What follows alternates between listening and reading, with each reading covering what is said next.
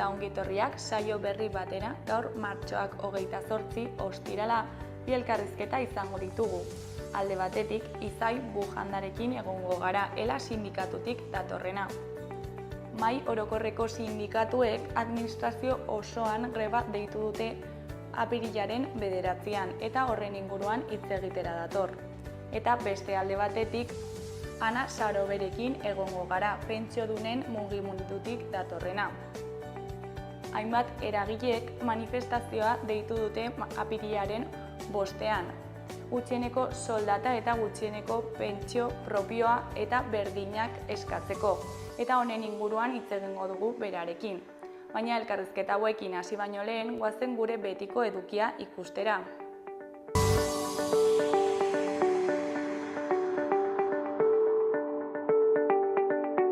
Goazen gaurko efemerideak ikustera. Gaurko egun batean, 1939ko martxoaren 28an, Iruñeko Euskal Jai Frontoia kartzela bihurtu zuten frankistek. 1984ko maiatzaren 7an, Iruñeko Gazte Asanbladak antolatutako manifestazio baten ostean, milaka lagunek frontoia okupatu zuten, gaztetxe bilakatzeko. 2004an Jolanda Barzinaren aginduz Euskal Jai Gaztetxea eraitsi zuten erresistentzia ariketa handiaren ostean.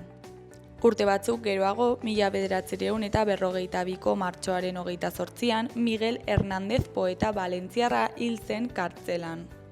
Klase sozial xumeko familian sortua, militantzia komunista olerkiekin uztartu zuen. 36ko gerran errepublikaren alde lerratu zen eta gerra bukatutakoan frankistek preso hartu zuten errepublika zalea izateagatik. Egun berean, baina 1979ko martxoaren 28an, AEB-tan, Three Miles Islandeko istripu nuklearra gertatu zen. Harrisburg ondoko zentral horren gasak erradioaktiboak askatu zuen. Lehen egunean, gobernadoreak telebistan esan zuen egoera kontrolpean zeukatela, baina gerora jarrera aldatu behar izan zuen. Aukera gisa planteatu zuten ebakuazioa eta 140.000 lagunek egin zuten alde, eta inguruetan bizi ziren 300.000 bat bertan geratu ziren.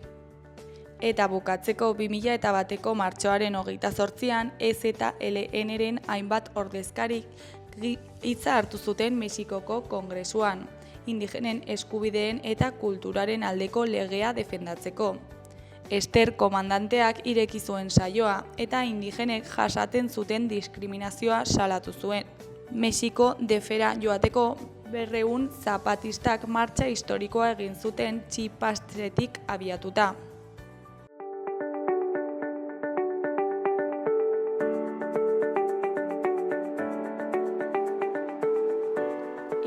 Ezagun gaurko egunkarien azalek zer dioten.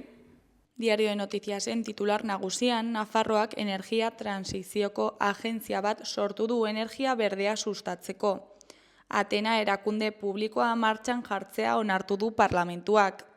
Iturri berriztagarrietan sorkuntza banatuan eta autokontsumoan oinarritutako eredu iraunkorra sustatuko du. Voxek bakarrik bozkatu zuen kontra, erlijio klimatiko berri bat inposatzen duelako. Argazki nagusian, Olmok taldekideen zorionak jaso ditu bigarren saiakeran penaltiz gola sartu ondoren. Osasunak ez du erreakzionatzen, Bartzelonaren garaipen erosoa sendo ez den aurkari baten aurka. Kluba Inigoren balizko bidegabeko 11koari helegitea jartzea aztertzen ari da. Hori koloreko berrietan, alde batetik baimenduta dago sadar 1000 eserlekuetaraino handitzea. Beste alde batetik, binakako finalera begira, Iñaki Artola pilotariaren hitzak ditugu. Arraroa litzateke ezkurdiak eta rezustak egun txarra izatea. Baita Jon Mariezkurrena pilotariarenak. Gogorra naiz neure buruarekin, baina ez naiz errealitatetik at geratzen.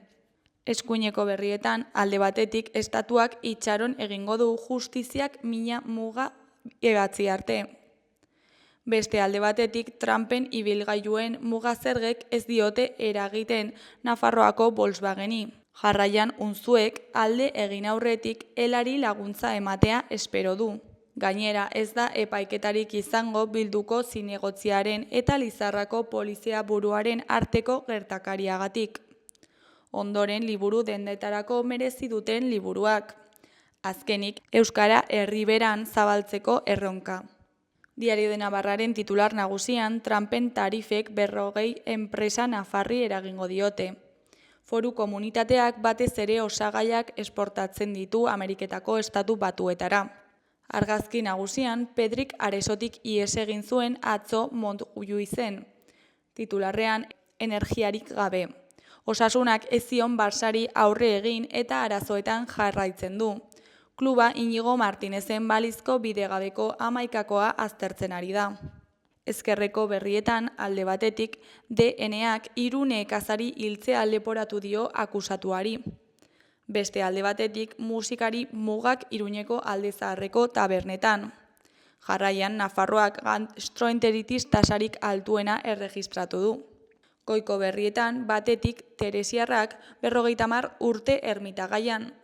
Bestetik bizirik irauteko kita nabarmen geratzen da.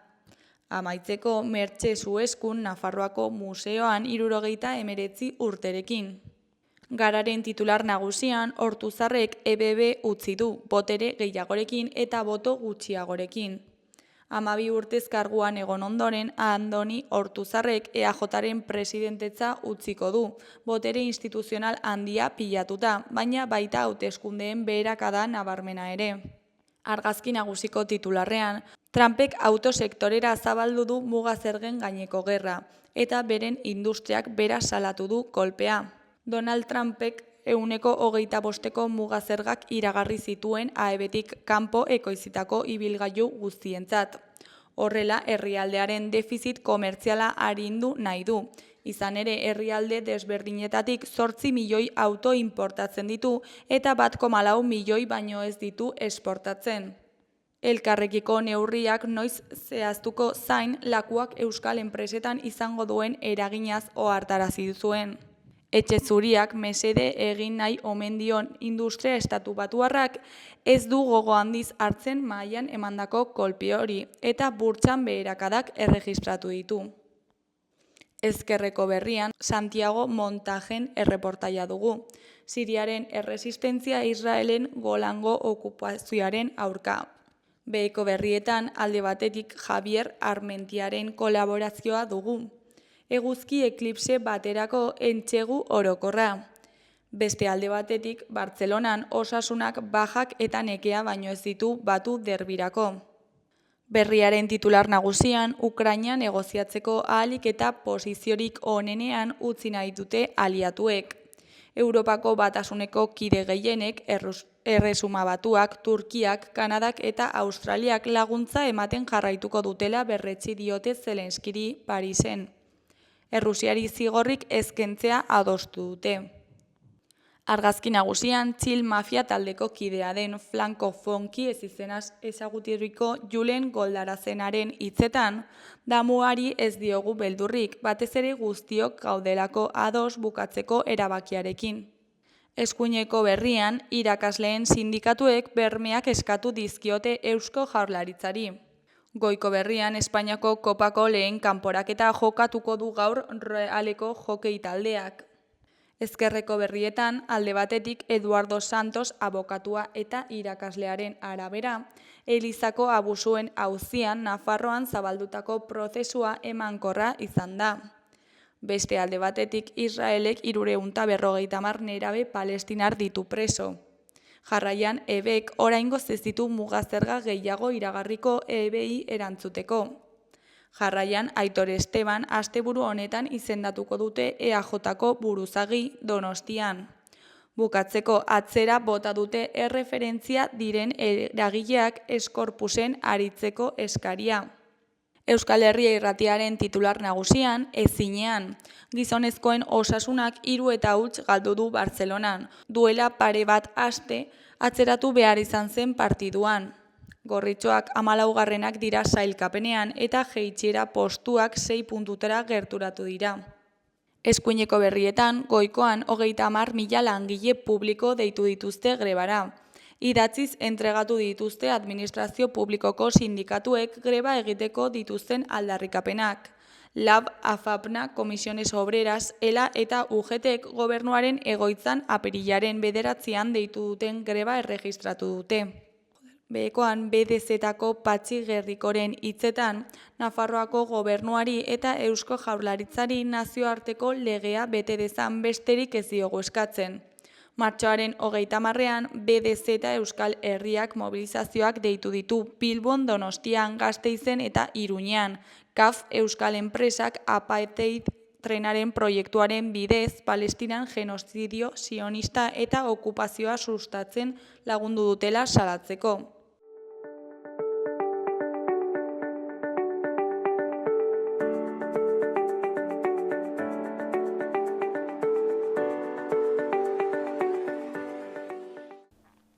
Kaixo, lehen aipatu dugun bezala, orain ELA sindikatutik datorren Izaibu Jandarekin gaude. Kaixo, zer moduz? Kaixo, egunon, ongi, eskar. Bueno, Mahai Orokorreko sindikatuek apirilaren 9irako manifestazioa dituzu, ez da, administrazio publikoko langileena?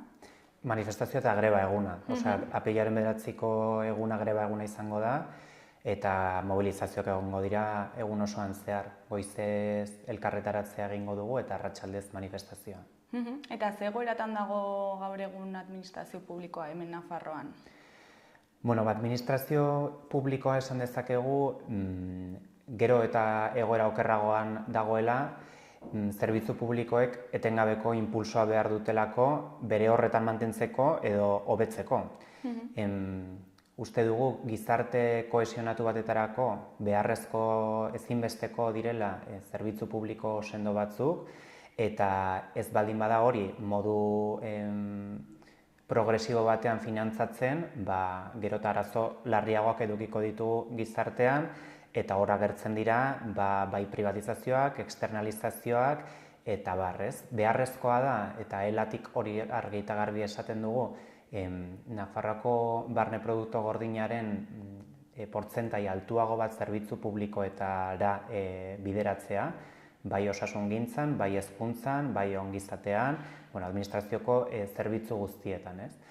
Orain arte, hau ez da horrela egin, ez da hunditzen behar bezain beste Nafarroako aurrekontuen bitartez zerbitzu publikoek dituzten behar horiek, eta orduan, behintzat ELAtik planteatzen duguna da erreforma fiskala beharrezkoa dela Nafarroan, hori baldin bada arazoa, kontua da ez baldin badago zerbitzu publikoetako diru nahikorik, horrek ezin du aitzakia izan, gizarte bat geroz eta kohesio gutxiagorekin edo egotera. Egin behar duguna da, behar diren neurri legislatiboak eta ekonomikoak hartu, bermatzeko zerbitzu publiko horiek sendoak, indartsuak izango direla, denok hobeto bizitzeko.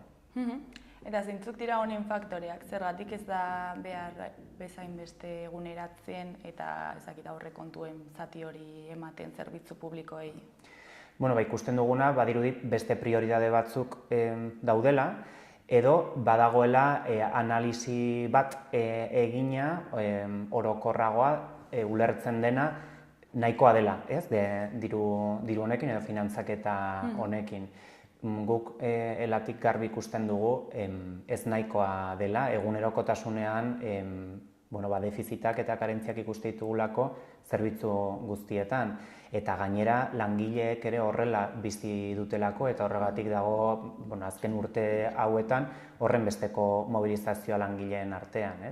Ikusten dugu hezkuntzako sektorean grebak egon dira aurten eta jarraitzen dute irakaslegoak greba egunekin, hezkuntzako departamentuko beste langile batzuk, espezialistas de apoyo educativo esaterako baita ere, haien mobilizazioekin dihar dute, ogasunean baita ere greba eguna egon da, aurten ez denean ez dagoelako aurrekaririk, Orduan ikusten du hau mugitzen ari dela, haserre bat dagoela langileen aldetik, eta haiek dira egunerokotasunean ikusten dutenak haien zerbitzua ez dela beharko litzateken edo behar litzateken bezain ona, eta hor gabezi batzuk daudela.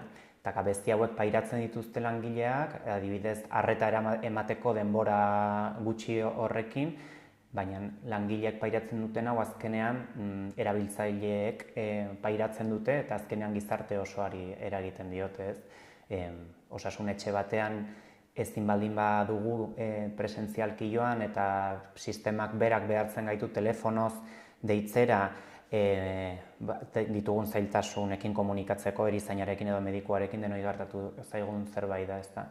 Hori berez sistemaren gabezi bada eta hori langileek pairatzen dute ezin dutelako egon pazienteekin behar bezain beste denbora, baina azkenean herritar guztiok sufritzen dugun zerbait da.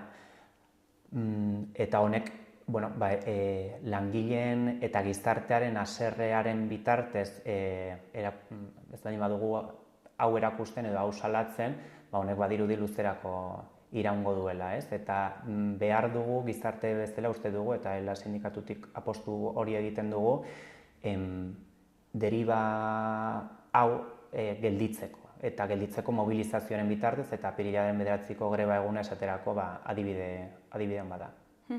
Eta noiztik dago egoera hain gaizki edo noiztik egin du okerrera egoerak? Bueno, zaila izango litzateke data bat jartzea uste dugu faktore ezberdinak egon daitezkela, ez? Eta batzuk makroak dira, krisialdi ekonomikoak, beste batzuk kulturalak dira, pentsatzen delako administrazioaren bitartez eskaintzen diren zerbitzuak ez direla efizienteenak edo enkorsetatu egi dagoen burokrazia bat dela kontratatu ahal izateko eta langilea bota ahal izateko. Badago pentsamendu neoliberal bat, orain arte behintzat eliteetan zegoena soilik, baina pixkanaka eta kezka hori ere badaukagu kalatzen doana edo permeatzen doana gizarte osoan zehar, eta da pentsatzea administrazio publikoa askotan mantsoa dela, ez dela efizientea, burokratikoki horren kostosoa dela, enpresa pribatuek lehenago eta hobeto eskaini ditzaketela zerbitzu horiek, ez? Orduan, egon da zerbitzu publikoak externalizatzeko eta privatizatzeko tendentzia bat, eta tendentzia horrek gaur egun hor diardu, ez? Eta kezka handiarekin ikusten dugu hau. Ez da bakarrik lan puntualak esaterako externalizatzen direla enpresa publikoen bitartez, trakasa aipatu dezaket adibide bezala, ez? Ogasunetik nola deribatzen dituzten enpresa publikoetara ez direla administrazioa enpresa bezala montatu direlako, besteak beste baita ere administrazioak dituen berme horiei ihes egiteko, holako externalizazioak badaude eta hori oso salagarria da berez, administrazioak berak eduki beharko lituzkelako medioak eta gaitasuna herritarrei zerbitzuak eskatzeko. Baina hau baino egoera askoz ere ageriagokoa da, esaterako ongizate zerbitzuetan, ez gaitasunean, erresidentzietan eta eskuhartze sozialean, sektore hauek berez zerbitzu publikoak dira, baina privatizatuak daude, enpresa pribatuak dira zerbitzu publikoak ematen dituztenak, horko langileak ez dira administrazioko langileak zuzenean, baizik eta enpresa pribatuek kontratatzen dituzte eta horrek eragiten du askotan egoera prekarioagoan egotea. Eta administrazioak enpresa hauei diru bat emanez, kudeaketa haiei entregatzen dira. Orduan, hau pixkanakako egoera izan da eta berez ohitu gara ikustera esaterako ongizate zerbitzua kasi 100% privatizatuta egotea. Erresidentzia publikoak Nafarroan 3 dira. Eta birazen bat erresidentzia pribatu dauden, ez? Eta erresidentzia pribatu horietan enpresak sartzen dira administrazioarekin kontratu horiek sinatzera eta sektore hauetan negozioa egitera ikusten dutelakor etekin ekonomikoa, mozkin ekonomikoak lor ditzaketela. Eta hori beti da langileen eskubideen kontura eta askotan, gehienetan baita ere, zerbitzu edo egoilarren ongizatearen kontra, ez? Enpresak sartzen dira hor, putrefuntsak askotan zuzenean, lukro baten bila. Eta uste dugu hori gizarte bezala gelditu behar dugula, ezin dugu ontzat eman, ez? Ez externalizazio puntualak, ez eredu bezala ohitu garen privatizazio horietara.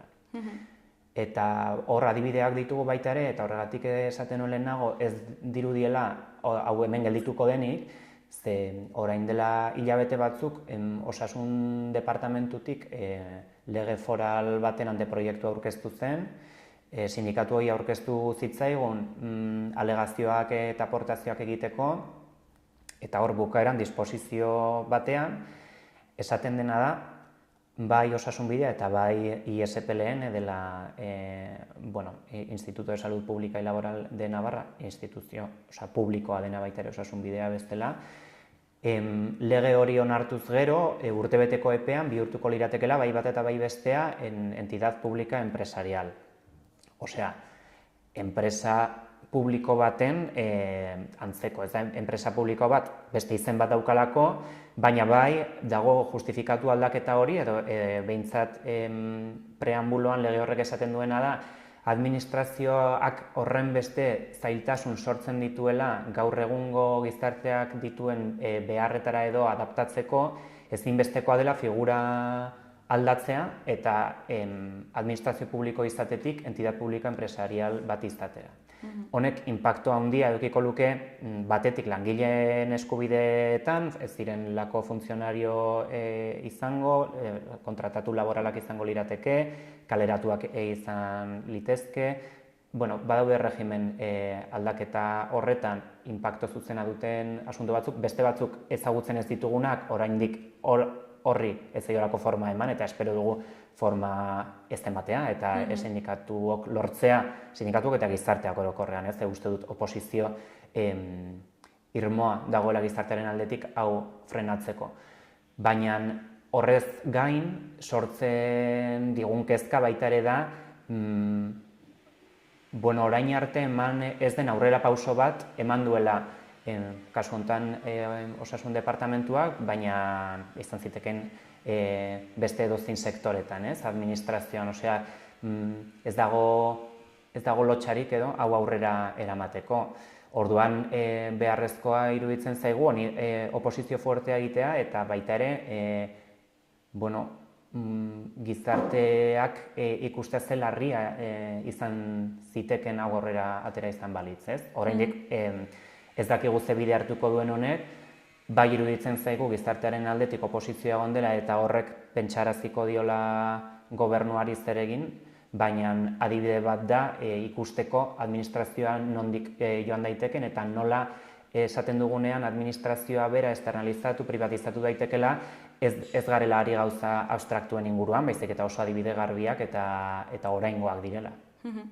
Modu horretan, enpresa pribatu batek kubritzen du zerbitzu publiko bat, baina enpresa pribatuak kudeatzen du zerbitzu publiko hori, ez? Bai, hori esaterako residentzietan eta hola da. Entidad publika empresarial honekin guk elatik salatu genuenean hau enpresa publiko baten sorkuntza da. Enpresa publiko hitza pixkat ematen du oximoron moduko bat, ez? Kontrajarria dauden bi kontzeptu, edo enpresa zara edo publikoa zara, kontzeptualki igual hola dirudi, ez? Baina badago figura bat sortua dena enpresa publikoa, eta da baita ere montaje moduko bat edo ingenieria juridiko bat, administrazioaren bitartez eman beharrean zuzenean zerbitzu bat, enpresa forma daukan figura baten bitartez ematea. Berez, ez dauka enpresa pribatu baten egitura. Egitura esan nahi dut mozkinen inguruan ezin du dibidendoak banatu edo ez dago akzionistarik aberastu daitekenik, berez kontrol hori egon beharko litzateke, baina ikusten duguna da enpresa pribatuak, enpresa publikoak sortu direla administrazioko satelite bezala, administrazioa bera ustutzen joateko, eta administrazioak berak dituen kontrol horiek ez ditu enpresa publikoak, nahiz eta badauden figura batzuk, Consejo de Administrazio horretan badaude figura publikoak direnak eta kargu politikoak dituztenak. Baina, adibide asko da, Nafarroako gobernuak enpresa publiko asko ditu, baina ikusten dugu nola dauden hango langileak ere bai, sektore honetan, nola kontratatzen dituzten, ze baldintzetan, noiz botatzen dituzten eta zergatik ez dauka zer ikusirik administrazio publikoko eskubide horiekin.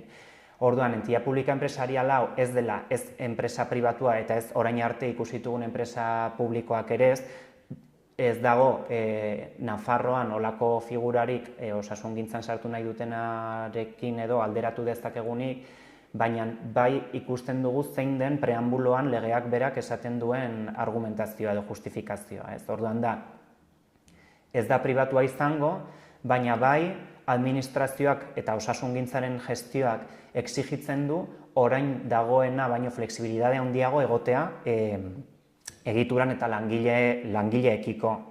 Claro, administrazioko langileek berez berme batzuk dituzte langile publiko izateagatik. Orduan, oposaketa bat ateratzeagatik plaza fijoa daukan bat leku aldatzea esaterako, bere zailtasunak ditu eta prozedimendu batzuk daude, edo zuzenan ezin da egin plaza hori daukalako eta punto ez. Administrazioak berak esaten duenean legean flexibilitatea handiagoa behar dela osasungintzak dauzkan beharrei edo aurre egiteko, guk ikusten duguna da flexibilitatea edo flexibilitate hitza agertzen denean normalean dela langileen eskubideak eta baldintzak prekarizatzea. Orduan, ikusten duguna edo ulertzen duguna horretatik da administrazioak eta osasungintzak kasu honetan daukan infrafinantziazio horren, lehen aipatzen genuen infrafinantziazio horren arazoaren aurrean, administrazioak hartzen duen erabakia ez da diru gehiago bideratzea osasungintzari, baizik eta daukan aurrekontuarekin eta daukan langileriarekin flexibilizatzea haien baldintzak. Orduan, guretzat akats bat da, besteak beste, baina kasuntan honetaz ari garenez, iruditzen zaigulako ezinbestean langileen kaltetan joango den erabaki bat dela. Eta gero ere, enpresa horiek konkurtsoan sartuko lirateke? Bai, hori ez dakit, entia publika enpresariala ez litzateke izango erresidentzietan eta gertatzen den bezala hor bai dago konkursoena eta lizitazioen bitartez, segun, zerbitzu publiko batzuk ongizate zerbitzuetan zuzenean hitzarmenak edo konbenioak dituzten Nafarroako gobernuarekin, baina beste kasu askotan bai konkursoa daude eta enpresak lizitazioen bitartez lortzen dituzte hurrengo urteetarako edo baimenak kudeak eta hori aurrera eramateko eta finantziazio lortzen duten Nafarroako gobernuak ordaintzen dituelako ez zuzenean soldatak, baina bai finantziazio hortik datorrela, ez? Orduan, baldintza horiek hola dijoaz. Baina osasungintzako entia publiko enpresarial horretan izango litzateke figura bat, non gerente bat egongo litzateken, ziurazki administrazio publikoko ardura bat daukana, oraintxe bertan baita ere badago gerente bat osasun bidean. Baina, izango litzateke gehiago, orain dagoen langileria eta sartuko litzatekena ze baldintzetan sartuko litzateken. Ezen izango enpresa pribatu bat IMQ bezala datorrena orain arte osasun bideak emandako zerbitzu guztiak kubritzera. Hori ez da horren deskaratua eta ez da enpresa pribatu bat sartuko. Sartuko da figura berri bat, entidad publika enpresariala dena, sartuko da esan nahi dut aurrera aterako balitz, espero hola ez izatea ez. Baina egitura bera izango litzateke ez lizitazioaren bitartez, baizik eta finantziazio zuzenean joango litzateke osasun bidera orain arte bezala, baina barneko antolakuntza hori aldatuz, hori da kontua. Eta, nik ere, gehiago ez dut deskribatu nahi entidad publika enpresarial hori, osasun bideko norbaitek edo erabaki hartu den norbaitek azaldu beharko duelako zeintzuk diren honen justifikazioak eta zeintzuk diren ondorioak. Desde luego, sindikatu bezala tokatzen zaigun esparruan langileen eskubide eta baldintzen inguruan prekarizazioerako bide bada, ikusten dugu baita ere externalizazio eta privatizaziorako abia puntu bat dela, eta kontra egin behar diogula bai ala bai egiten ari gatzaizkion bezala. Eta manifestaziora begira eta greba egunera begira, zeintzuk dira zuen aldarri zehatzak edo eskakizunak? Bai, bost sindikatuen artean adostu ditugu aldarrikapen batzuk, berez aldarrikapen horiek 2023an grebara eraman gintuzten aldarrikapen bertsuak dira. 2023an Nafarroako gobernuari exigitzen geniona, orain ere exigitzen diogu 2023tik ona mugimendu gutxi egon delako Nafarroako gobernuaren aldetik. Hasteko eskatzen dioguna da, estatutu berri bat, hasteko ez por orden de prioridad, baina nonbaitetik hasteagatik.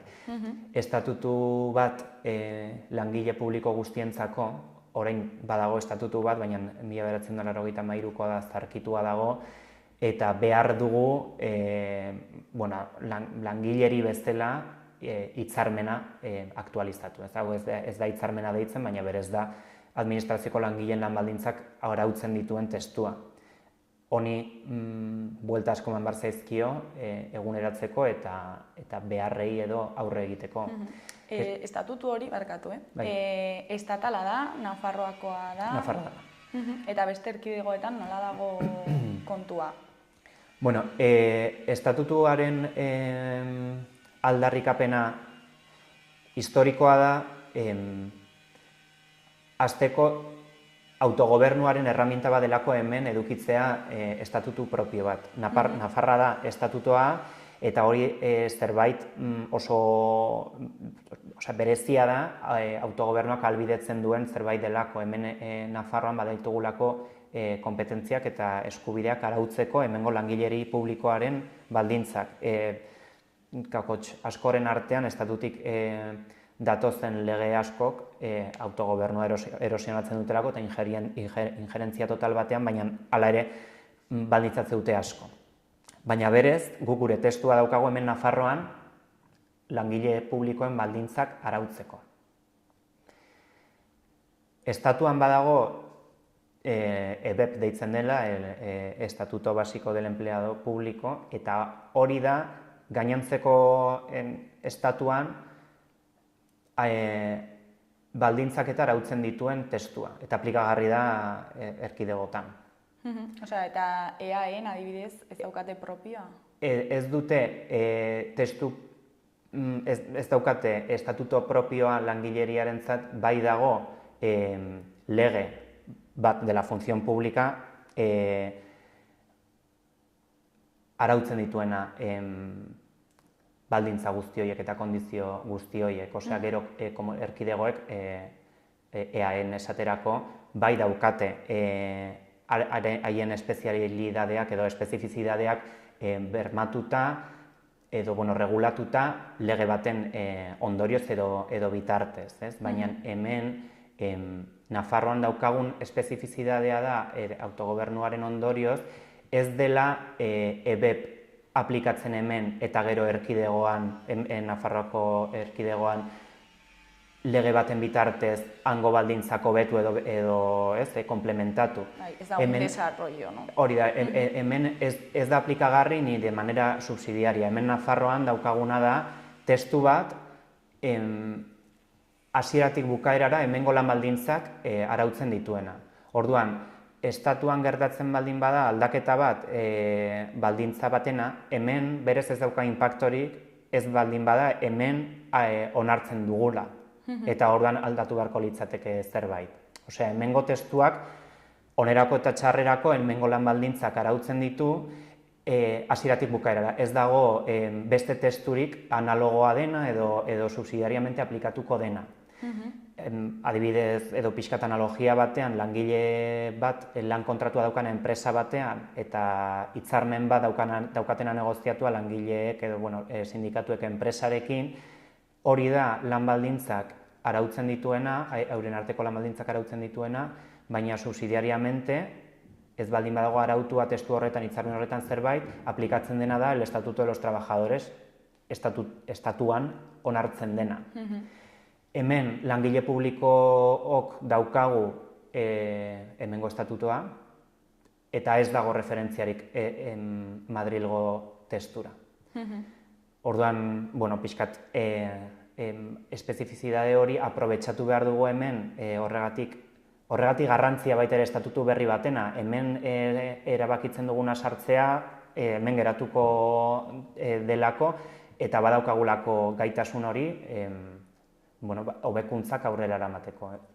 Orduan, estatutuarena zen, edo da, aldarrikapenetako bat, beste bat da karrera profesionala langile publiko guztientzat onartzea, beste da behin-behinekotasuna 8%ra jaistea Europak agintzen duen bezala, erosalmenaren berreskurapena eta soldata igoerak Nafarroako KPI-aren referentzia edukiz onartzera, externalizazioak eta privatizazioak gelditzea, esaterako entitate publika empresarial hau lehen komentatzen genuena, dimensionamiento egokia baita ere behar den ambitoetan langile gehiago egon daitezen, ze hau baita ere da beste asunto bat Madrilek ezartzen diguna, tasa de reposición deituriko arau fiskal baten ondorioz, hemen Nafarroan ezin dugu erabaki zenbat langile publiko egon behar diren ambito bakoitzean. Bai erregulatu daiteke estatutua eta ez langile kopurua? Karo, hor badago txoke bat, edo elatik behintzat txoke bezala ikusten duguna, eta da estatutoak autonomia eta gaitasuna ematen digu hemengo langile publikoen eskubideak arautzeko, eta gero dago Madrilgo kongresua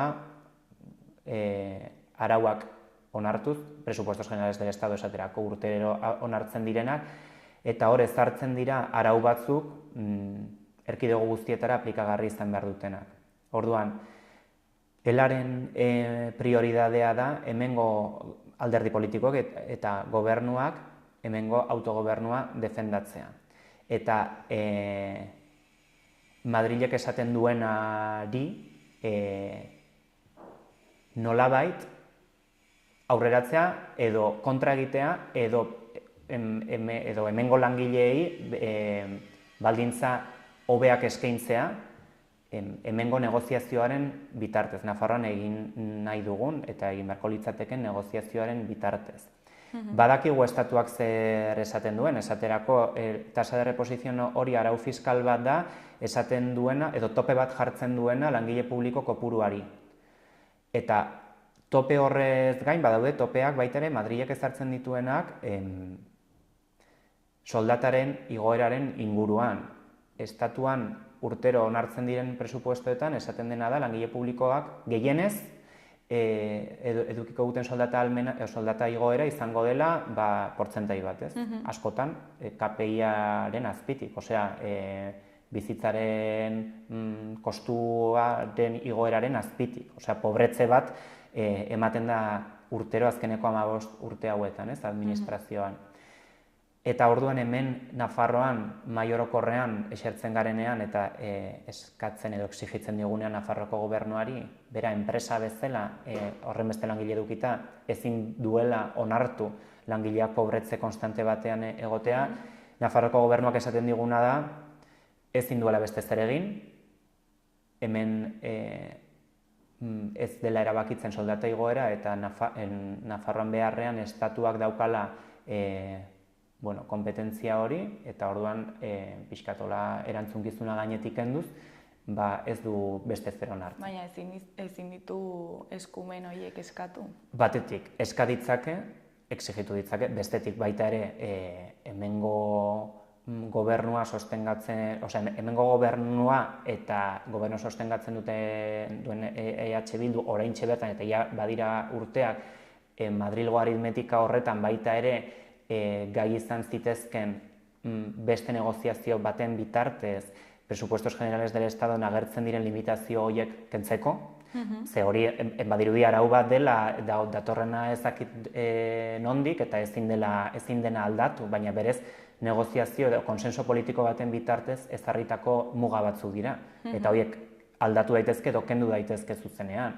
Orduan, batetik, Nafarroako gobernuak eska ditzake, edo Nafarroako gobernuak exigitu ditzake, edo Nafarroako gobernua saiatu daiteke Madrilekin negoziatzen hori kentzeko. Baina eske bestetik, eta udalarriena iruditzen zaiguna, ez da egia Nafarroako gobernuak ezin duela beste ezer egin. Eta hau ikusi dugu, legealdi honetan eta aurrekoan baita ere, esaterako medikuek greba egin zutenean eta lortu zutenean greba baten ondoren, edo ondorioz, 400 euroko soldata igoera hilabetean, 14 pagatan. Osea, lortu zuten soldata igoera bat, estatuak markatzen duen tope horretatik puskaz gora. Eta akordio bat egon zen Nafarroako gobernu eta sindikato medikoaren artean. Orduan, hori bezala, beste adibide dexente daude, kolektiboak mobilizatu direnean, adostasun batetara iritsi direlako gobernuarekin, eta tope horiek derrepente, edo ez dira horren garrantzitsuak, edo derrepente egin dezake Nafarroako gobernuak esaten duena baino gehiago. Orduan, nahiko paradogikoa da, guri mailan, mahai orokorrean, hau esaten digun bitartean, Nafarroako gobernuak, beste foro batzuetan negoziatzen egotea eta adosten egotea inkremento salarial horiek. Orduan, ez dugu sinesten gezurra da ezin duela ezer egin, eta horregatik besteak beste apirilaren 9ko greba egun horretan aldarrikapena da Nafarroako gobernuak erabili dezala daukan gaitasuna eta konpetentzia eta dirua bere langile propioak ez pobretzeko. Eta ja, manifestaziora begira, zer espero duzue honetaz? Bueno, guk espero dugu greba egun arrakastatsua izatea jende kopuruaren aldetik, kaleak hartzea, eta arrakastatsua izatea baita ere inpaktoa eduki dezan politikoki eta sindikalki hori delako gure helburua. Badakigu zerbitzu minimoak daudela, zerbitzu publikoak diren heinean bermatu behar delako arreta, eta badakigu gainera zerbitzu minimoak askotan oso altuak direla, batetik abusiboak izan daitezkelako, baina bestetik ez dagoenean langile nahikorik edo ratioak horlakoak direnean, eta horren jende gutxi dagoenean hainbeste jende hartatzeko zerbitzu minimoak askotan, zerbitzu askotan gertatzen da, direla langile guztia. Osea, ez dagoela margenik batzuk greba egiteko, eta beste batzuk ez, zerbitzu minimoak dira denak. Orduan, pertsona horiek, langile horiek ezingo dute grebarik egin, ez? Badaukagu aspektu hau garrantzitsua dena grebaren jarraipenaren inguruan, eta gertatzen zaiguna baita ere residentzietan esaterako horren beste greba egun daramatzagu oraindik ez dago hitzarmenik eta borrokan jarraitzen dugu 2021etik, eta hau ere, nahiz eta administrazioko langile zuzenak ez izan, lehen aipatzen genuen privatizazio horren ondorioz enpresa pribatuek hartu dutelako kudeaketa, langile hauek badira oraindik ere funtsezkoak, eta orduan zerbitzu minimoak ezartzen zaizkie haiei. Orduan, badaukagu esperientzia eta badakigu residentzietan greba askotan langile askok ezin dutela atera egon behar dutelakoan lanean, ez? Horren administrazioan hau badaukagu. Hala ere, uste dugu mugimendu egongo dela haserrea dagoelako, eta uste dugulako Nafarroako gobernuari tokatzen zaiola reakzionatzea aldarrikapen hauei erantzuna emateko. Egia da, joan den astelehenean prentsaurrekoa eman genuen greba iragarriz, eta hurrengo gunean Nafarroako gobernuak mahai orokorra deitu zuen ostiral horretarako, azkeneko ostiral hontarako, joan den asteko ostiralerako,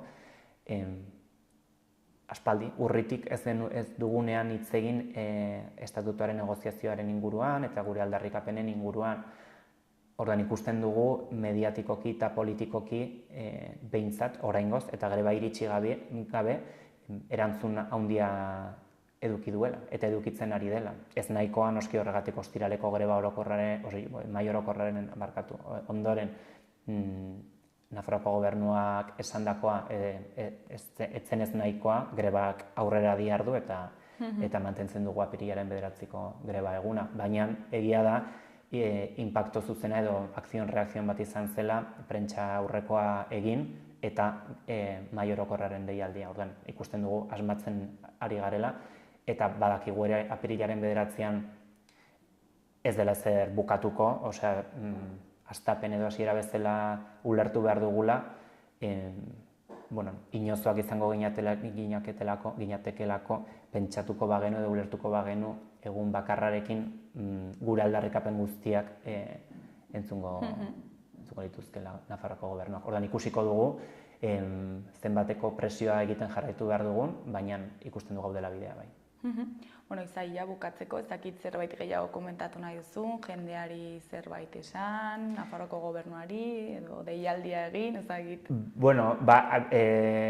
Nafarroako gobernuari zuzenean, nik uste dut grebaren bitartez erakutsiko diogula zein den gure postura, orduan nahiago dut oraingo honetan langile publikoak animatu apirilaren 9an greba egitera, mobilizazioetan egotera, eta gero baita ere langile publikoak ez diren guzti horiek animatzera baita ere presentzialki joatera mobilizazioetara edo behintzat presentzialki ez baldin bada bere entornoetan eta bere egitea langile publikoen diskursoa azkenean zerbitzu publikoen aldeko diskursoa delako eta denon hoberako delako.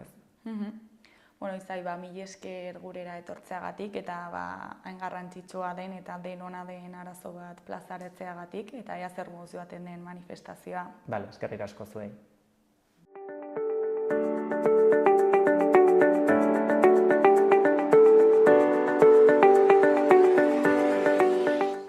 Gaurko eta asteburuko eguraldiaren iragarpena ikusiko dugu orain.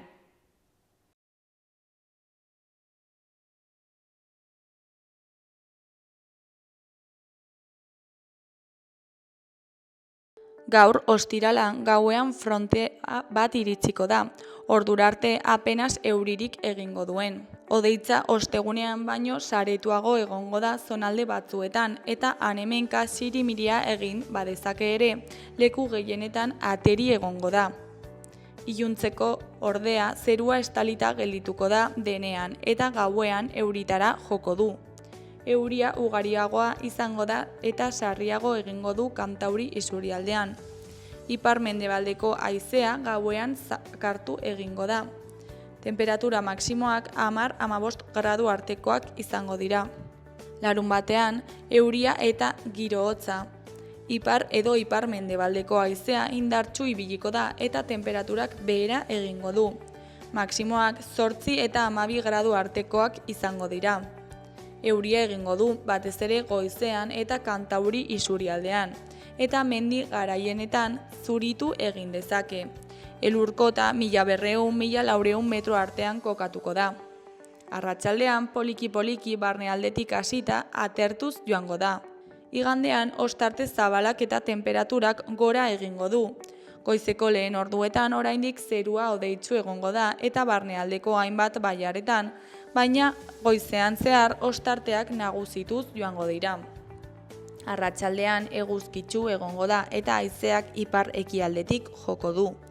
Temperatura maksimoek gora egingo dute lurralde osoan.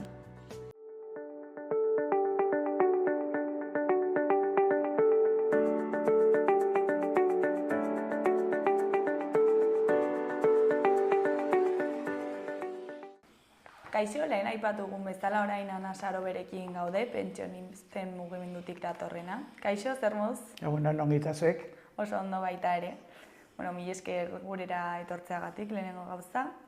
Eta igual manifestazioarekin sartu baino lehen, azaldu guztu pixkat zer den pentsiodunen mugimendua, noiz sortu zen, zergatik? Ni orain da 6 urte jubilatuta nagola, baina hori aurretik 7 urte badamazkigu udaletxe plazan adibezi hemen Iruñan, udaletxe plazan kontentatzen garela. Eta, zergatik, badaude Pentsio batzuk oso baixua daude, eta, bueno, hainbat aldarrikapenengatik, hasi zen mugimendua mugitzen Euskal Herri mailan, hegoalde. Eta adibidez hemen Nafarroan, ni adibidez ni jubilatu nintzenean, jubilatu behar nuenean, ni sartu nintzen berehala, pentsio izan, ni orain aldatuko dute egoera, eta ja nire asmoa zen ja ikusita zegoen, ikusita nuen nola zeuden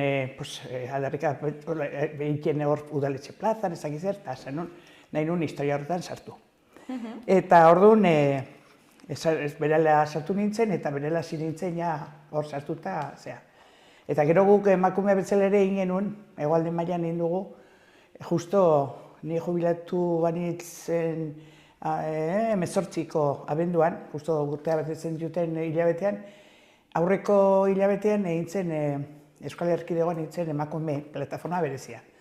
Ze bai emakumena badugu zea berezia, zea leku gutxitan bezala, langileen artene badago arrakala handia, baina baita ere pentsioetan ere.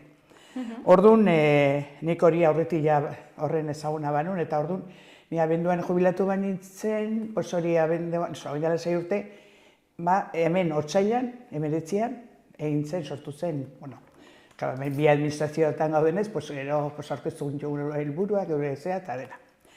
Eta hor sartu ginen.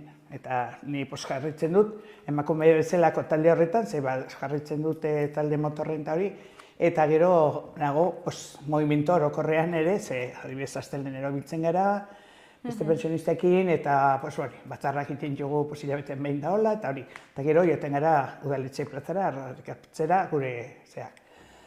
Eta gira da, batzuk uste dute, pentsio, kobratzen plapila bat, zaka esaten dute, pentsio dune kobratuko dute, ez da mai milioi. Eta esaten hori ez da kontua esan nahi dut.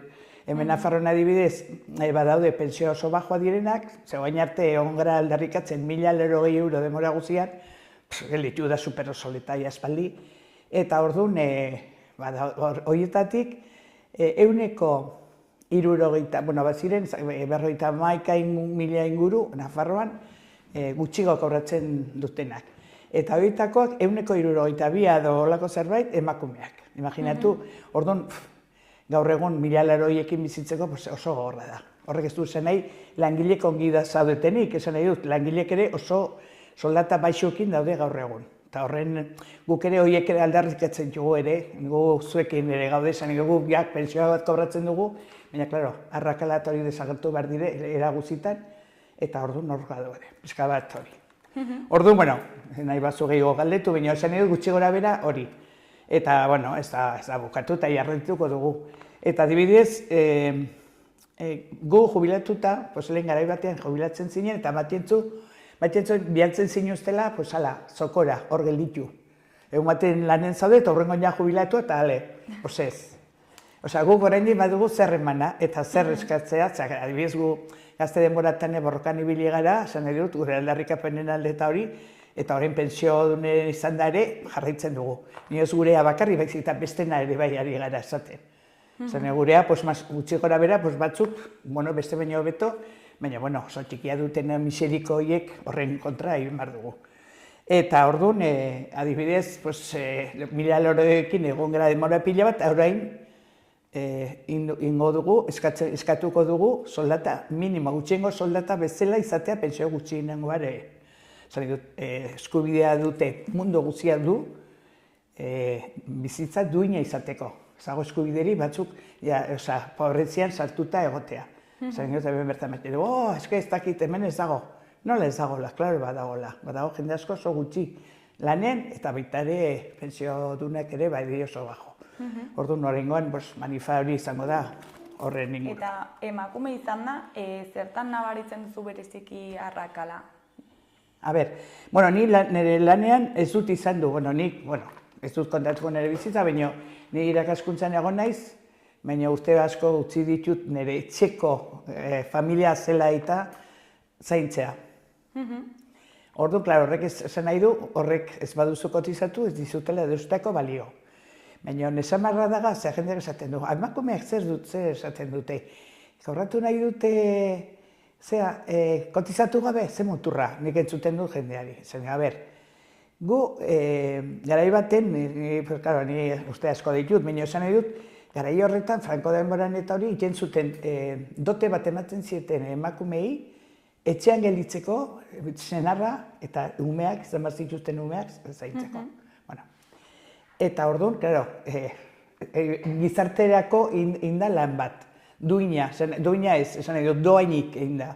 Orduan, zuk egin baduzu, nik irakurri izan ditut, PIB edo, nola da, barreneko produktu gordinarena, bai? 130 eta baita ere 40 entzun du nik. Suposatzen dula, munduan zehar, emakumeek egin duen edo egin dugun lan hori, horregatik. Zer gertatzen da? Administrazioak ez du ezer egiten, zen nahi dut, bikote bat baldin baduzu eta umeak da baitiuzu, hori lanarekin batera itxeko edo konpontzeko ez dut ezer egiten. Pandemian gertatu zen hori. Pandemian zer gertatu zen, ume guztiak etxean, eskolara joan gabe. Gurasok lanean, ez dakiz egun zelana zuten, kanpora joan zuten. Orduan, hasi ziren kontatzen, etxean gelditzen bat ziren ume horiekin, kontatzen, zer du lana joan baldin bat ziren bezala. Baina hori izan zen petatxo bat justo momentu hortarako. Konfinatuta egon ginen garaiko, baina gero ez dut ezer egiten horrekin, zer du, ez du jarraitzen. Eta gaur egon nik ikusten dut, nik biloba baditut, baina hemen ez dire bizi Iruñan, orduan ez zaitokatu gola. Baina nik ikusten dut amatxi aitatxi asko, gehien bat gaina amatxi, zer, umeak, bai, eske, klaro, alabak eta lan nahi merrute. Eta bera joaten da, umeak ikastolara matea, jasotzea, eta abar, eta abar. Guk hasi ditugu gure, beak, orduan ikusten dut, gaztek egin behar dutela hori, zen nahi dut, esku bat botatzea oso ongi dago, Minobira bat horretan ere, hori, bai, pizka bat hori. Orduan horretan dago arrakala, eta gero askotan gertatu da olako zean, familia edo baldin baduzu, edo lan kaxkarrak, oso baldintza txarretan, murrizketa, lan murrizketa, ze gehienetan emakumeak hartzen ditu lan murrizketa horiek, eta horrek suposatzen du gero jubilazioko garaikoa ulertzen. Eta hori, solako, gorruna baritzen da. Eta soldata batzutan leku askotan badago arrakala. Igual irakaskuntzan dolako lanetan, igual ez, horrez. Mino beste lekutan bai. Bai. Eta gainera garaia haietan lan guztietan ez zen kontratu bat egoten, ez? Etxetik kanpo egiten ziren lan horietan ere, gian ez zen eukan kontratua eta ez duzu kotizatu. Hori da, dena. Ez que, garai baten nik ezautzen du jendea, berak aukerazun kanpon lan egiteko, baina hori zen duzuna, kontraturik gabe zai dut, seguridad sozialen alta eman gabe, orduan, ez du ezertarako bali horrek, era hortan. Eta manifestazio honetarako zeintzuk dira aldarri zehatzak? Eskatzen duguna da, pentsioa, eta gutxiengo soldata berdina izatea, esan nahi dut. Eta ez, adibidez, Madridak jartzen malimadu, edo jartzen du, igual Madridetik esaten da, hau, 1.100 piko lako zerbait, bai? Baina, zer gertatzen da, adibidez, Nafarroan bizimodua askoz ez garestiagoa dago, beste leku batzutan baino. Orduan, logikoa da, naiz, adibidez, laneko konbenioak eta hori denak, bertakoak izatea, bertako ekonomiari begiratuta, esan nahi dut, kostatzen bat zaizu, hemen, naranja, kostatzen bat zaizu, 3 euro kiloa, eta beste leku baten euro bat, ez da gauza bera, esan nahi dut. Orduan, kontutan hartu behar da, bakoitza bere lekuko, eta guk eskatzen dugu, hemengoa, kontutan hartzea olako gauzetarako, gutxiengo soldata ere bai, Gutxieneko soldata eta pentsio propioa, ez? Eta gutxiengo pentsioa berdinak izatea biek, minimo horiek. Mundu guztiak dauke eskubidea bizitzen bat duina izateko. Zer, adibide batzuk izugarria beratza direnak, oso diru asko, eta gero beste batzuk olako miserieko soldata. Orduan imar dena da, aberestasun hori banatu behar da. Ez dago eskubiderik batzun esku bakarrik egotea. Gehiengoa, bakizu nola dagoen. Eta gero orain, gerran aitzakekin, bitu zenbat, Europan ere zenbat milioi bialdu behar dute. Asmoa dute, behintzat, ez dago eskubiderik. Zertarako horrek zer suposatzen du garra bate, ondamena, besterik gabe. Eta hori sartu beharri, horrek zer suposatzen du, hainbeste diru sartu nahi balin badute eta sartzen badute, pues nola izango die, nola igoko dituzte soldatak, pentsioak eta abar. Orduan, jendea gero eta pobrego.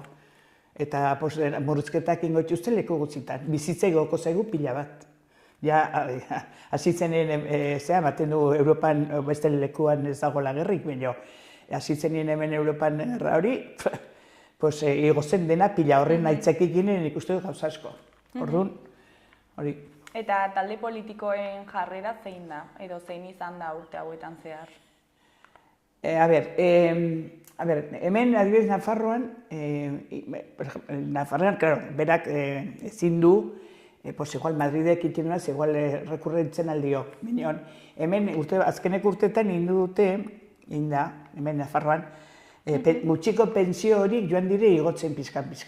Baina nola igotzen zuten hori, renta aitorpena egiten.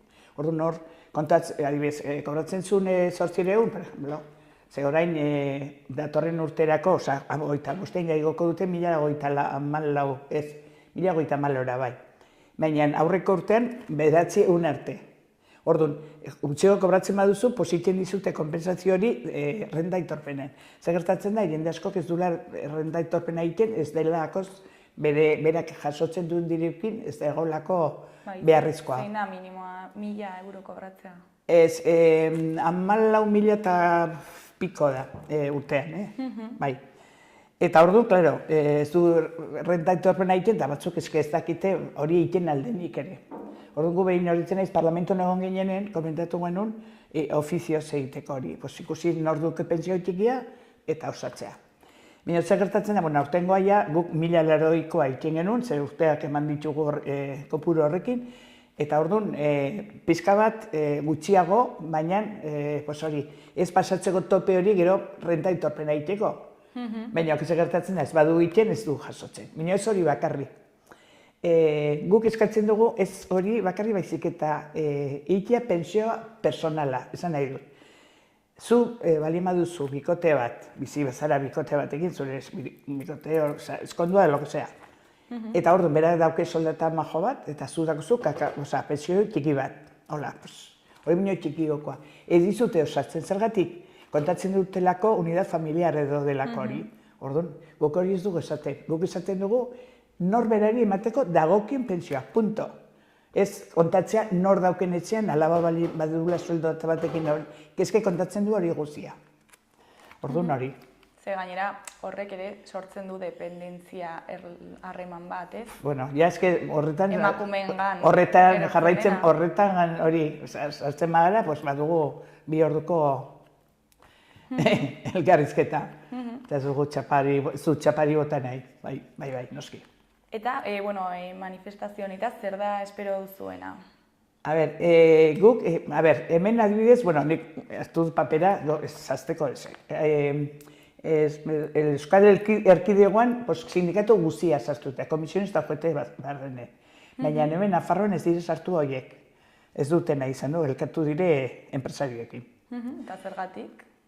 Hori galdetu beharko dizu, beraiei ez dakit. Baina ez dituzte eman horrela arrazoia. Ez, orduan ikusi dugu ez dutela gurekin elkartu nahi, eta hemen beste guztia bai. Hemen adibidez, nik esango dizu Nafarrokoak, bestean denak, komisionista joete barrene. Hemen ELA, LAB, SK, CGT, CNT, Steilas, N3 sindikatua. Eta gero, baita REAS, Bilgune Feminista, Plataforma Salud, Etxalde, Ernai, AH Gelditu, Pensionistan Martxan, Sasoiak, OSP eta Honeka. Ezelako, eragile sozialekin ere dena bat egin dugu, nanifa ditzeko. Orduan, egin duguna hemen, kartel bat badago orokorra Euskal Herri mailakoa, hegoaldekoa, eta behinean gu, nola, komisionista horiekin ez garan elkartu, ez diren gurekin hori elkartu, orduan, egin dugu hemen kartel bat, ezer gabe. Ezer gabe esan nahi dut, garbia. Ez du jartzen, zeinek egiten duen deialdia, eta orduan. Guk egiten dugu deia, mundu guziari nahi badu joaten alda, esan nahi dut. Mundu guziak dire, persona guziak gara ezinbestekoak. Orduan, naiz pensionista eta naiz langileak edo gazteak edo nahi duzuna. Orduan, guztiak konbokatzen ditugu, zerako bostean, arratsaldeko 6etan, Baluarte plazatik abiatuko da manifestazioa. Eta hori, orduan, denak onbiatuta zaudete, eta guztiok lan egin behar dugu hortarako. Bai, denak iritsiko gara momentu horretara. A ber, eske batzutan jartzen gaituzte, o jarri nahi gaituzte, gaztek, eta gu kontra bezala pentsionista. Gu txanpon bateko bi alderdia gara. Zan nahi du, batek, karo, kotizatu ez baduzu gara baten, zizute pensio ematen, jazteko. Bezaldetik, orain, hori esan du, eske orain bizizatek, gaztek, gaztengatik, baina, a ber, haiek ere biziko dire, haiek kotizatu da, bueno, gauzak itxema dire ongi, kobratuko dute bere, haiek ere esan nahi dut, tokatuko zaie berari iztea gure adinera eta kobratzea. Dena dela aldatu da hori asko, ze adibidez, nik goratzen du lehen 15 urte egin da, igual, eta gero nahiko pentsio emajo, nik ezautzen du jende, igual 50 urte kotizatu, eta igual pixka lehen hori jubilatu delako, ja, kentzen diote. Horregatik, eta dirua badago, eske hori da, gertatzen dena, bitu, nahi duten lehen gauzentako badago dirua. Ordu borrokatu behar dugun entzako diru izatea. Eta gero publiko, servizio publiko, noski.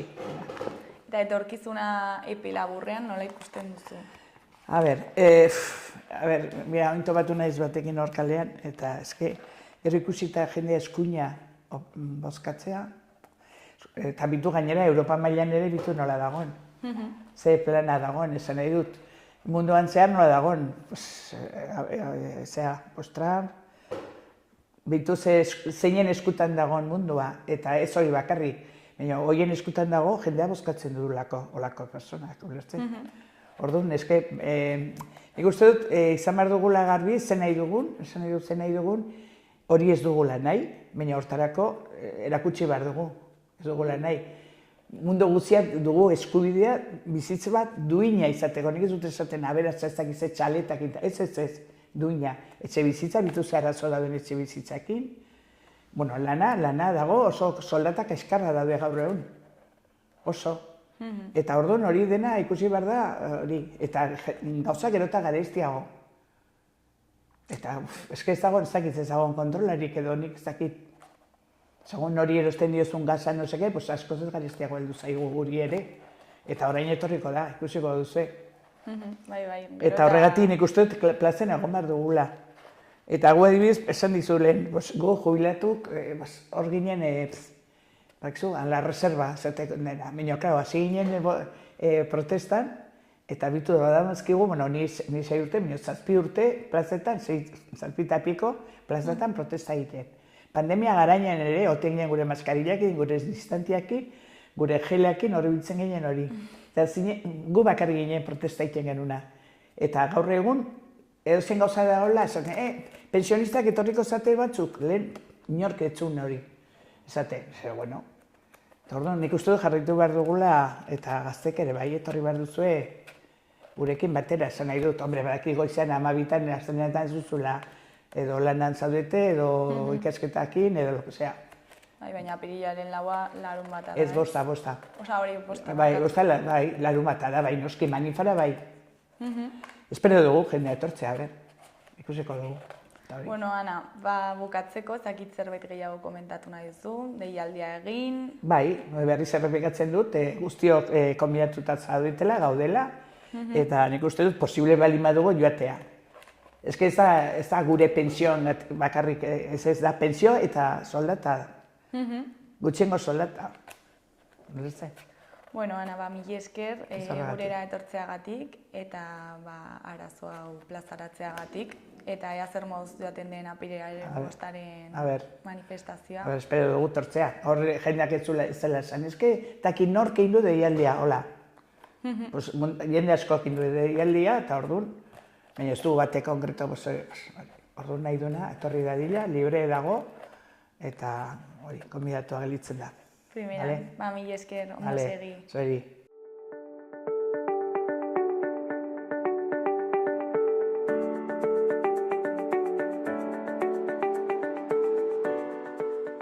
Gaurkoz hau izan da dena astelehenean itzuliko gara eduki eta elkarrizketa berriekin. Mila esker zuen arretagatik, asteburu ona pasa, agur.